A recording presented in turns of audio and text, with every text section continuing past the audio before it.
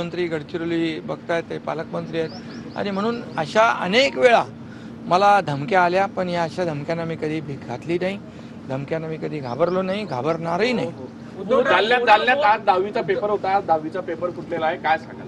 त्याची चौकशी केली जाईल आणि आम्ही ठरवलंय कॅबिनेटमध्येच की कॉपी मुक्त महाराष्ट्र करण्याचा संकल्प आपल्या सरकारने घेतलेला आहे आणि ज्यामध्ये जे दोषी असतील त्यांच्यावर कठोर कारवाई केली जाईल. पोहरा समितीच्या रिपोर्ट बद्दल माहिती केंद्र सरकारने दिली की असा रिपोर्ट आमच्या रेकॉर्डमध्ये नाही. वारंवार महाराष्ट्राचे राजकारण त्याची मी माहिती घेतो.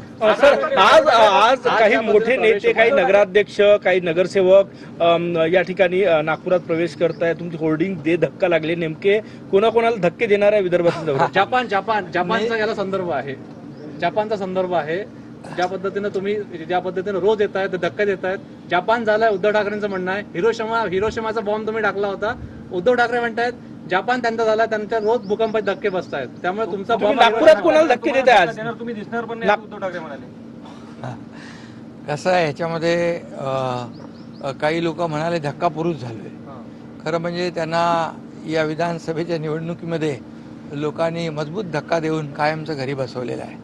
खरं म्हणजे बाळासाहेबांच्या विचाराला धक्का देणारे आणि बाळासाहेबांचा विचार सोडणारे, किंबहुना पक्षातल्या चांगल्या लोकांना, त्यांची नावं मी घ्यायला गेलो तर खूप वेळ लागेल, पण जे चांगलं काम करणारे, पक्ष वाढवणारे लोक, त्यांना धक्का मारून बाहेर काढणारे जे पक्षाचे नेते आहेत, त्यांना जनता धक्का दिल्याशिवाय राहणार नाही. त्यामुळे शिवसैनिक आमच्या सोबत येत आहेत आणि शिवसैनिक सोबत येत आहेत, एक विश्वास दाखवत आहेत आणि या विश्वासाला पात्र ठरण्याचं काम शिवसेना बाळासाहेबांच्या विचाराची, आनंदीगे साहेबांच्या विचारांची शिवसेना काम करते आहे. आणि म्हणून एक शेअर बाजाराचं तुम्हाला मी सांगतो, शेअर बाजारमध्ये ज्या कंपनीचे शेअर, त्याचे क्रेडिबिलिटी असते आणि विश्वास असतो, ते शेअर लोक खरेदी करतात. किती बाजारामध्ये उलथापालथ झाली तरी ते शेअर खालीवर होत नाहीत, असे आमची शिवसेना आहे. आणि त्यामुळे या शिवसेनेवर लोक विश्वास ठेवत आहेत. खरं म्हणजे काम करणारी शिवसेना, बाळासाहेबांचे विचार पुढे घेऊन जाणारी शिवसेना, आनंद दिघे साहेबांचे विचार पुढे घेऊन जाणारी शिवसेना आणि विकासाला प्राधान्य देणारी शिवसेना.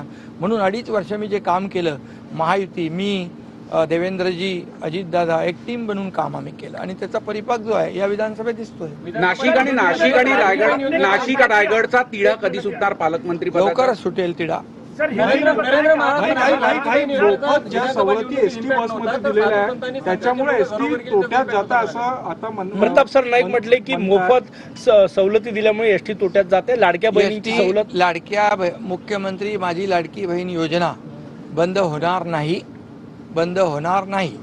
त्याचबरोबर एसटीमध्ये लाडक्या बहिणींना, महिलांना 50% सवलत दिलेली, ती सवलत बंद होणार नाही, बंद होणार नाही. चलो ओके, हिंदी में बोलो. हाँ सर, आपने कहा था कि आपको हल्के में न लिया जाए, नहीं तो आप टांगा पलट जाएंगे. इशारा किसके तरफ था? नंबर 1. दूसरा सवाल है कि कुछ राज्यों में मुसलमान ये मांग कर रहे हैं कि रमजान के दौरान उन्हें 1 घंटे पहले छुट्टी दी जाए. क्या महाराष्ट्र में भी इस तरीके की आप लोग सोच रहे हैं? नहीं, देखिए, क्या कहा पहले आपने कि मुझे हल्के में नहीं ले.